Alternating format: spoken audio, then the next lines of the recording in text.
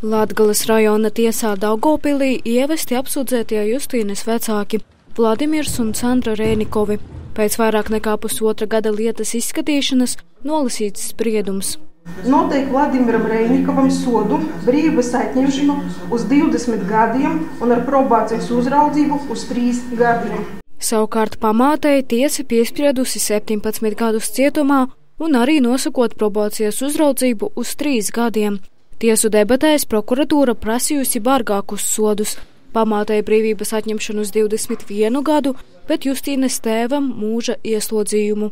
Nekādu mīkstinošu apstākļu nebija, un šeit jāņem vērā arī, varbūt arī tas morālais aspekts, kad bērnam viņa ģimenē ir visdrošākā vieta pasaulē un dzīve, bet šajā gadījumā noziedzīgu nodarījumu attiecībā pret bērnu izdarīja viņa vecāki.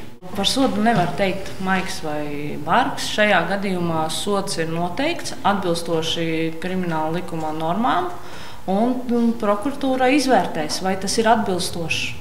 Vai tiesas spriedumu pārsūdzēs, to prokuratūrā šobrīd nezina, bet par pārsūdzēšanu pārliecināti ir apsūdzēto advokāti. Kādam 4, 5, 6 gadiem galīgais jau samazinās, kā manai klientai, tā mana kolēģa klientam, bet jau kāda gadījumā jāvērtē motivāciju, argumentāciju, pēc tam pieņemt galīgo lēmumu.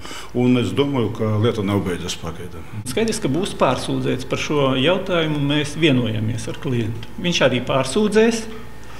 Bet kāds tad būs rezultāts, to jau neviens nezina. Justīnes tēva advokāts Augusts Pujāts uzskata, ka lietā netika pierādīts slepkavības fakts. Apsūdzētie savu vainu atzīst, ka meitu situši, bet nenogalinājuši. Tāpat arī ekspertīzēs nāves cēlonis nav noskaidrots.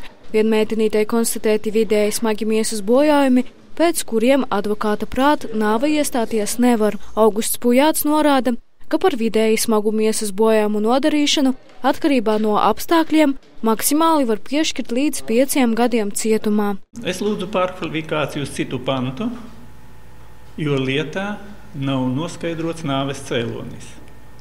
Līdz ar to man pašam nav zināms, kādu iemeslu dēļ meitiņa nomira. Slepkavības akts, tas taču nav noskaidrots, es jums saku, no kā iestājās nāve.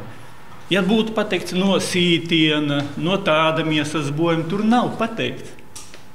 Tāpēc arī no tā mēs kā aizstāvi arī vadāmies. 10 dienu laikā aizstāvji cietušiem prokuratūra no saīsinātā sprieduma pasludināšanas dienas var iesniegt lūgumu par pilna sprieduma sagatavošanu, kuru var pārsūdzēt Latgales apgabaltiesā. Atgādinām, ka abi vecāki bija apsūdzēti par slepkavību pastiprinošos apstākļos, par ko piemēro mūža ieslodzījumu vai cietumsodu vismaz uz 10 gadiem.